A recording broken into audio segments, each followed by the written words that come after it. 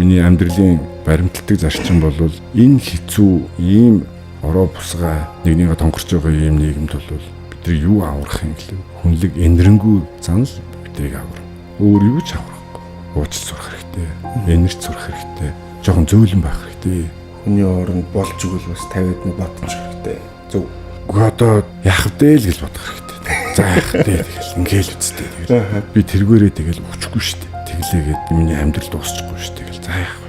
Буйнаараа болоо гэл. Тийм бодолтой байвал би зүгээр л гэж боддог л доо. Тэгэхдээ заримдаа тэгж бодвол хүн дэглэхэд байгаа ч юм санагддаг л та. Бачуурдаг шүү дээ заримдаа.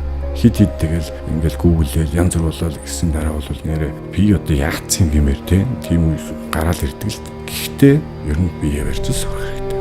Тэгэл нэг шалбал гээл янз бүр юмнуудтай тэгэл ингээд ах төгөг энэ амьдрал гүйцэгч